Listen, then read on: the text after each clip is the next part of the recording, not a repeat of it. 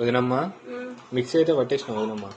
Mixie అయితే కొత్తిమీర బియ్యం పిండి అయితే పెట్టినాం కదా, బియ్యం వేసేసి మిక్సీ అయితే పెట్టినా. ఒకసారి చారు చూడు, నీళ్ళు మసిలినట్టే ఇట్లా మసిలిన తర్వాతనే పోసుకోవాలి మరి. ఇట్లా పోసుకుంటా దీని ప్రాసెస్ చెప్పు వదినమ్మా కొంచెం. అంటే కలపాలన్నట్టు కలపాలి, ఎందుకంటే మళ్ళీ గడ్డలాగా కడుతుంది. కళ్ళ అయితే వచ్చిందంటే ఇది ఎట్లా వేయాలంటే ఫస్ట్ నూనె పోసుకొని పచ్చిమిరపకాయలు ఆనియన్ వేసుకొని తర్వాత చికెన్ వేసుకొని ఉప్పు పసుపు కారం వేసుకున్న తర్వాత ఇక మనం ఎట్లా చికెన్ ఎట్లా వేస్తాం మొత్తం చికెన్ కర్రీ వండిన తర్వాత ఈ చారు పోసుకొని ఈ నూకల పిండి అనేది పోసుకోవాలి, బియ్యం పిండి అనేది ఇట్లా చిక్కగా అవుతుంది అన్నట్టు చారు అని. ఇంతకుముందు ఎట్లుండే ఇప్పుడు ఎట్లుంది? ఇంత ముందు రెడ్ ఉండే బాగా ఇట్లా పల్సగా. ఇదిగో లాస్ట్ లో అయితే కొత్తిమీర వేసుకుంటే కథ పడుతుంది. ఇంత దీని చారు. ఫుల్ వీడియో కావాలనుకుంటే రాజేశ్వరి అగ్రికల్చర్ చూడండి.